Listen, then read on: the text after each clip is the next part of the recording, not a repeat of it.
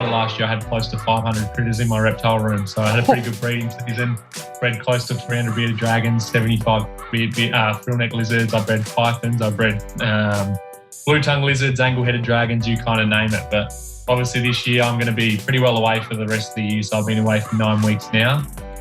Come back for about a week and then I go to Europe to race in the International Swimming League and the World Championship short course at the end of the year. So I had to cut right back. So at the moment, I've probably only got 20 to 30 critters. I've got a crocodile, I've got some goannas, I've got a few pythons, just things that are easy to manage for my mum when I'm away. So mum and my brother have to take the load when I'm overseas. And at the moment, everything's in hibernation. So as soon as I get home tomorrow, I'll be flicking everything back on and checking to make sure everything's still healthy and well. Ever wonder what it's like to be an athlete on the world's biggest stage? What really goes on inside the village?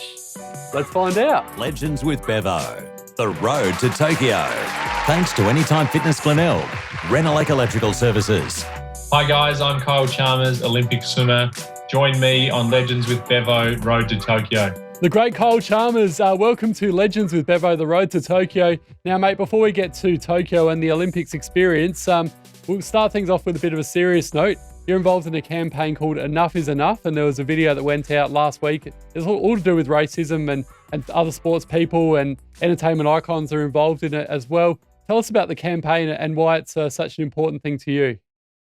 Yeah, it's a hugely important thing to me. I think in the AFL system and Australia in general, racism has become, more of a talking point and not in the right way. So I think for me, if I'm able to be a leader in this area and stand up for what I believe in and promote anti-racism, then, I'm doing a good job. And I've grown up and seen a whole lot of racism being thrown at a lot of my friends that I've grown up with. And I just think exactly like the video we released, Enough is Enough. And it's time for us as Australians to educate ourselves and go on our own little journeys on how to best stop it. And I think, it's about calling our friends out, calling our families out when we hear anything and being leaders so we can put an end to it, because it's not nice to keep hurting people. And it's not nice that, people like Eddie Betts, who's fought for every year of his AFL career and every week almost of his AFL career, that he's the person standing up having to educate it. And I know personally that he's extremely tired of it. And myself, I'm tired of seeing it. So I definitely want to make a stance because I'm overseeing my friends hurt by it. And I just don't think anyone deserves to go through that. So I'm going to really push it over this next little period. It's, I guess, something that's really near and dear to my heart. So if I can be a leader and yeah, like I said, put an end to it as much as I possibly can, then I feel like I'm achieving something. So yeah, it's a good movement to be a part of, and I challenge everyone that's willing and brave enough to stand up to do so and follow me. Yeah, well done to you and everyone that's involved in that. And you're right, Eddie Betts, what an absolute legend. Obviously plays his 350th and final game this week, and hopefully everyone remembers how much of a superstar footballer he is, rather than the racism situation that he's been through. Oh, absolutely. I think massive credit to him. He's copped it his whole entire career. Continues to cop it, and obviously you saw how emotional he was with the Taylor Walker stuff, and he's still managed to have one of the greatest careers ever, especially as a small forward. So he's a superstar on and off the field, and I'll be watching closely this weekend for his 350th and final game, like you said, and I think it's a career cut too short. I think he's got another couple of years left in him, but he's a good man, Eddie, and I know he'll continue to do great things off the field. Yeah, you're absolutely right there.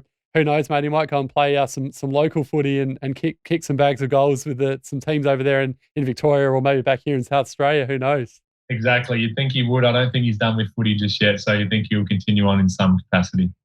We'll look forward to seeing where that goes. And before we talk about Tokyo again, you've got a podcast with a mate of yours. Do I say Laz? Is that correct? Are you both? Laz, yeah. A very lucky man to have you on a podcast with mates, and it's called Mates and Plates. What's that all about?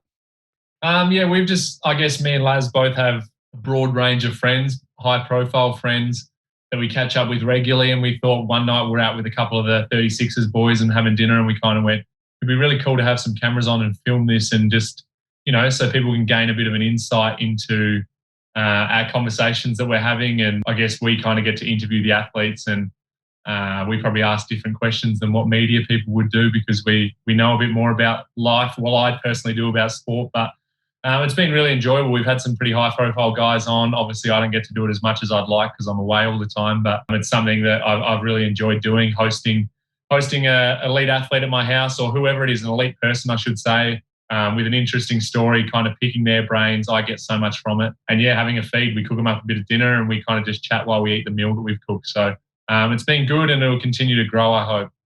It sounds like Legends with Bevo, but without the meal, mate. It is the same thing, mate. Same thing. Exactly right. But I think Laz brings another element to it because doesn't know sport all that well. So, or he does, but he asks different questions than what I probably would. So we complement each other quite well. But anyway, it's enjoyable and it's something that passes the time. Good on you, and you can just give that a follow on Instagram and other socials as well. Yeah, exactly. We're on Instagram, but we post our videos to YouTube. So it's more so just people want to sit back and watch us have a chat while we eat dinner, then get stuck in. It's on YouTube. I love it. Great stuff. Now let's talk about Tokyo 2020. What an amazing Olympics we saw with the Australian swimmers cleaning up and the Australians in general equaling their gold record from back in, I think, 2004 with Athens. And you, mate, we have to talk about you because the last few years you've been through hell and back. You've had shoulder surgery, heart surgery, you've had ankle surgery. You've had so many injuries that would make most people retire, but still you were seconds away from going back-to-back in the 100 meters freestyle and breaking a record that we've never seen before. That must make you feel so proud. And also, not only that, you also won medals, 2 silvers in the relays as well. What an amazing... in the relay. But yeah, it was, mate. Honestly, like you said, it has been a whirlwind for me these last 5 years, and I think there was plenty of times where I thought that I wouldn't be back swimming that fast. So to swim a personal best time in the Olympic final, after the year I've had, I have been struggling to swim just with my shoulder. I had shoulder surgery in December, so I've had to work my way back and fight my way back. I know that it's not gold, but it's gold to me. I've worked so hard to be there over the past 5 years. And honestly, this one means a whole lot more to me than Rio. So it was bloody fast and it's made me hungrier and more motivated than ever to go again for Paris. So Paris is only 3 years away now. Com Games next year. I'll get a year of hard training and then we're back into it. So I'm motivated and hungry. And, Tokyo was a great experience for me. I got, like you said, a couple of medals in the relays.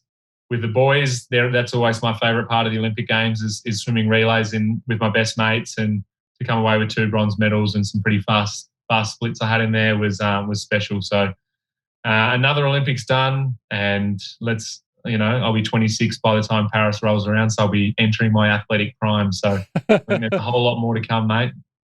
Oh, you're still spring chicken, mate. Very exciting times ahead for sure. Hey, let's speak about Caleb Dressel because he's a rival of yours, but you're also pretty good mates, which is really cool. And you spoke so well after the race and, congratulated him.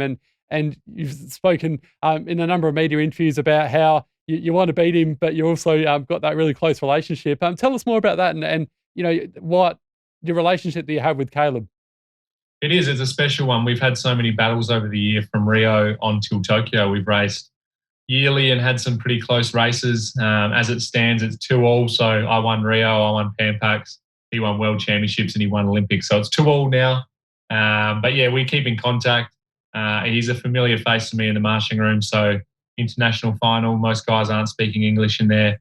I'm a person that likes to have a chat and spin a few stories. So Caleb's one of those guys I can go straight up to and chat to. And we do have a really good relationship. And I think as soon as the race is done, that's when our stories and we catch up properly. We're probably pretty competitive until the race is out of the way.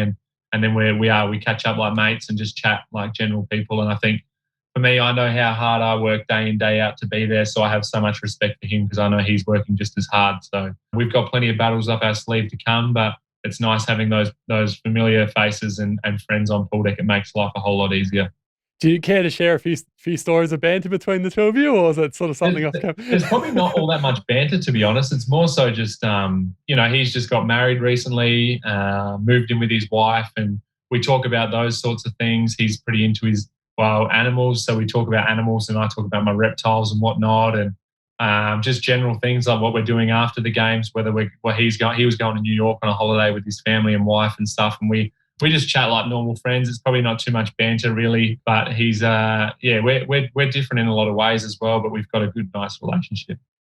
That's fun. That's wonderful to hear that, mate. And we saw so many highlights at the Olympics.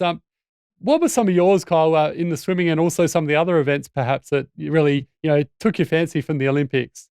Yeah, there was plenty, mate. I think for me, I was lucky enough to come home and watch the second week of the Olympics on TV. So watching the Boomers get a bronze medal was fantastic. Watching the young skateboarder win gold, I really loved that. Jess Fox winning her gold medal was awesome and inspiring. I think for me personally, the 50 freestyle at the Olympic Games, the men's 50 freestyle, watching three of my good mates really, like Caleb obviously won it.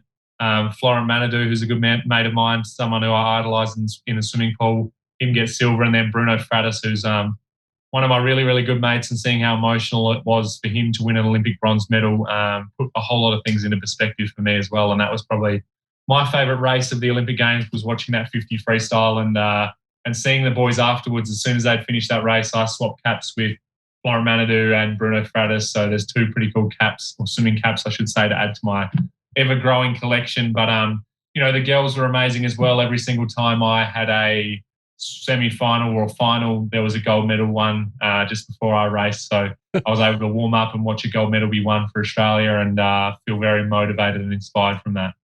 And I spoke recently to Emily Seebohm, and she spoke about how the Aussie team became so close because in the village, it was a little bit different to previous Olympics where, you weren't associated with the other countries. Did you feel the same way, Kyle, as well? Like you felt a closer bond with the Aussies being a different Olympics to previous?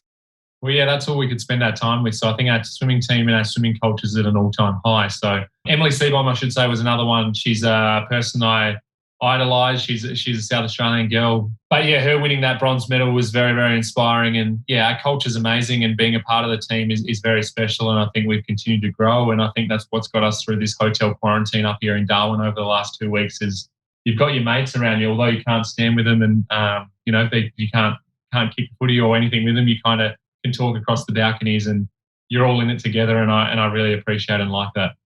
And how'd you find the COVID protocols with 2016? There was none of that at Rio. How did you find it, and get a bit of an understanding in terms of and how that all worked? So yeah, it was different. We had to wear masks obviously all the time. The only time we could have our masks off were when we were sleeping or eating. So even in our apartments, we had masks on. We went into the food hall, we put gloves on, got our food, kind of sat down. We had perspex around us, so you weren't sitting with anyone really. Hand sanitizing everywhere, social distancing. You couldn't hang out with your friends internationally. You had to kind of be in your room when you weren't at the pool competing and whatnot. So it was different. Like obviously wearing a face mask before you race in the marshalling room, walking out with a face mask on, it's a challenge. But I think we were all just so grateful to be there at the Olympic Games competing after 5 long years and a lot of doubt over the last 18 months that you kind of just went along with it. And I feel more normal. I feel bad now not wearing a mask, to be honest. I feel like you get so used to doing those things that when you stop doing the mask or the gloves, it kind of feels a bit weird. But yeah, it was awesome to be a part of. And 2016 Rio, give us a bit of an understanding in terms of what it's like inside the Olympic Village, your very first Olympics. Well, Rio was unbelievable. You could do whatever you wanted, and I think, I think that the best part of it's when the swimming's done and you're able to travel around. You go to the parties and you go to these, like Amiga. All the Olympic sponsors hire out these big, unbelievable, like Nike hired out a golf course. So you could go to the Nike house and pick up all this free Nike gear, or you go to the Beats house and get all these Studio Beats or Oakley sunglasses, and you name it. They've kind of got all these unbelievable experiences. You're crossing paths with, Usain Bolt, Michael Phelps, Novak Djokovic, Rafael Nadal, you name it. They're in that village. So Kevin Durant, they're there. So it's a very surreal thing, the Olympic Village. And for me, I won a gold medal in Rio, but it sounds like a huge thing. But at the end of the day, I'm a small fish in a big pond, and no one's knowing who you are in that Olympic Village, mate. My producer Rory's got a couple of questions. Did you have a village crush at all, Kyle? We're back in 2016. Was there like a female athlete you thought, oh, she's a bit of a hottie? Not a female athlete, unfortunately. Some of the European girls are always pretty attractive in the pool, but I had a girlfriend, so no, not for me. You behaved yourself? My crushes would have been the US basketball team or the NBA players that I was asking for photos with. So I'd much prefer to get photos with the elite of the elite rather than chasing girls around the Olympic Village. So I missed out, mate. I loved it. That's gold. And what was your go-to meal after you're competing? Because I've heard, I think Emily Seebohm said she just smashed the pizzas. Yeah. What was your meal that you went to? This time around, we finished up racing on Sunday afternoon, and then flew out Monday night. So Sunday afternoon, we were allowed to have a couple of beers. And so I didn't eat, so I didn't really get to enjoy that. But Rio, there was an all-you-could-eat free Macca's there, so you could go there and have as much Macca's as you possibly could for free. So Macca's was my go-to in Rio once I was done competing. But this time around, I probably had a couple of beers, a tub of ice cream maybe, and got on the flight the next day back to Australia. So as soon as I get out of here tomorrow, I'll be unloading at KFC tomorrow night, that's for sure. Fair enough. And let's go back to 2016. When you found out you were going to be competing at your very first Olympics, give us an understanding in terms of what that feeling was like, Kyle, and who were the first people that you called?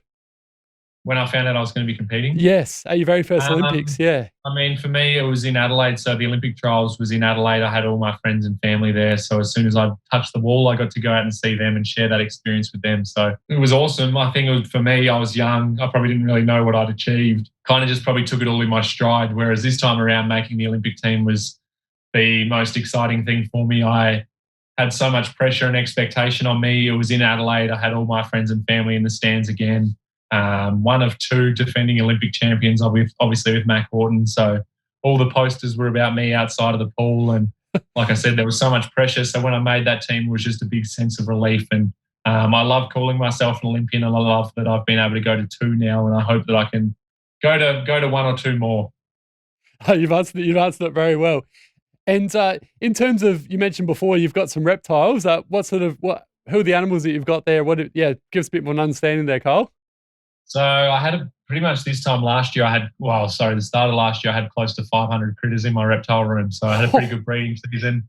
Bred close to 300 bearded dragons, 75 frillneck lizards. I bred pythons. I bred blue-tongue lizards, angle-headed dragons, you kind of name it. But obviously this year I'm going to be pretty well away for the rest of the year. So I've been away for 9 weeks now.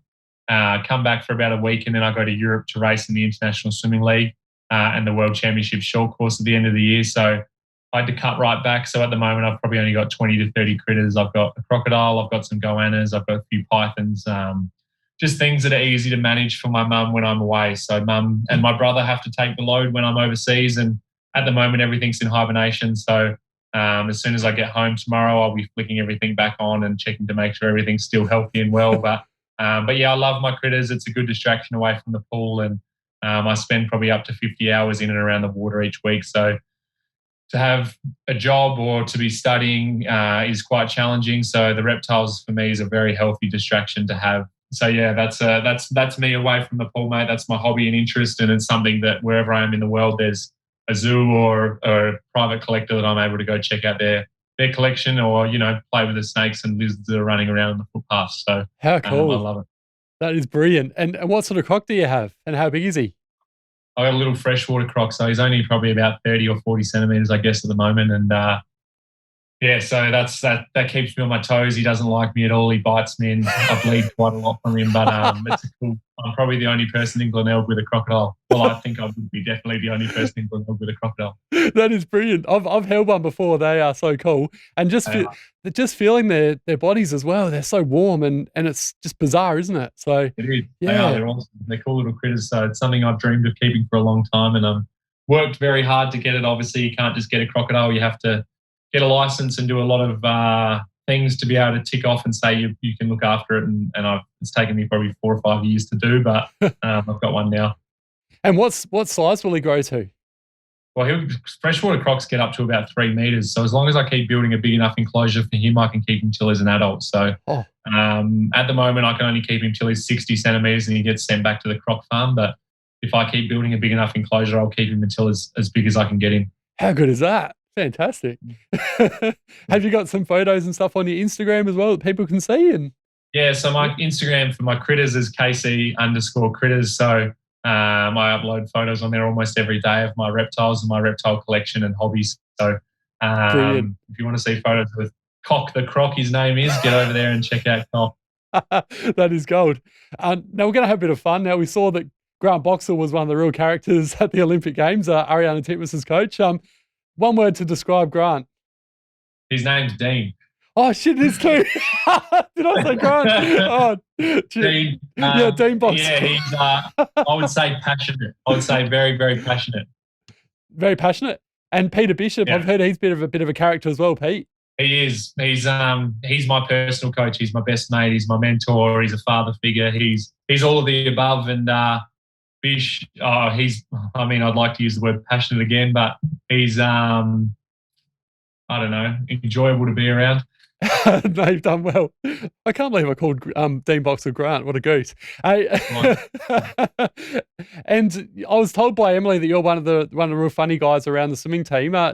Who else are some of the funny characters and why part of the Australian Dolphins swimming team, Kyle? A few of the boys I hang out with are pretty funny. Zach Inserti actually does stand-up comedy, so he thinks he's a bit of a comedian, and we have a good time laughing together. And we were supposed to be staying up here in Darwin together, me, Zach, and Alex Graham on the back of this, but unfortunately with the borders being closed, I'll be home to Adelaide tomorrow. But yeah, there's plenty. Seabomb's a person I like to spend a lot of time with and have a laugh with, and she's a legend of the team, a legend of the sport, and I've been lucky enough to be on a few teams with her, and I always get a laugh out of her. And I'm not afraid to say something controversial, which I like as well. So I like kind of poking the bear and getting it out of her. That's great. And we've got a mutual love for the Port Adelaide Football Club, with your dad, of course, winning a flag with the Magpies and playing for the Power and the Crows back in the day. Do you reckon this year, 2021, is the year? And who do you reckon is our biggest rival with winning this year's flag, Kyle? Mate, they look bloody good on the weekend. There's some days where I get really stressed about Port, like the weekend before against the Crows. I wasn't overly impressed, but I think I'm just a passionate supporter. I'm one of those two supporters that are way too passionate that I just don't back us in all that often because I care too much, I think. But yeah, I think there's some seriously good teams this year. I think it's pretty even competition with the top five. So we'll be tested, but I hope we're able to get that home final. And then if we're at home final, I'll back us in. So it's exciting that finals is so close again. Totally agree with you. Fingers crossed this year we can go one better and then go all the way. And finally, 3 famous people, alive or dead, who you'd love to have dinner with and why, Kyle? I'd go Kevin Durant. He's my favourite athlete of all time. Favourite, I guess, sports person and person I look up to. So I'd put Kevin Durant on the list pretty quickly. I'd put Chris Judd in there. He's my favourite AFL footballer. So Chris Judd has to be in there. And then the third one, maybe Will Ferrell. I love Will Ferrell movies. So I think he'd bring a different bit of laugh and spice to the dinner table. So I'd probably put Will in there as well. Absolutely love it. And I can agree with all 3 of them. Total legends like yourself. And can we one day see you put the boots on again after your swimming career? Yeah, for sure. I will, for sure. Definitely at some capacity. I think it'll be country footy I've said the Ardrossan Kangaroos with big Sammy Jacobs. But yeah, I want to play footy one day. I love footy and I'm very passionate about it. So I think once I'm done with swimming, I'll be done with sport and I'll just be wanting to play probably B grade and have a few beers after the game down in the country somewhere. So I think yeah, maybe down at Ardrossan will be my go. Well, if you're anything like your dad, mate, I think they'd be pretty lucky to have you and kicking some big bombs from the centre square like he used to do. So yeah, I'll probably have to kick one from full back just to outdo him, I reckon. Well, mate, it's always a pleasure to chat with you. Thanks so much for giving us your time today on Legends with Bevo, the road to Tokyo. Well done again on your amazing what you did in Tokyo, considering all the challenges that you went through, and look forward to speaking again in the future, mate. Hey, mate, thanks so much for having me on, and I'm sure I'll see you around Adelaide when I get home. So look after yourself. You too. Look forward to it. Thanks, buddy. Yeah.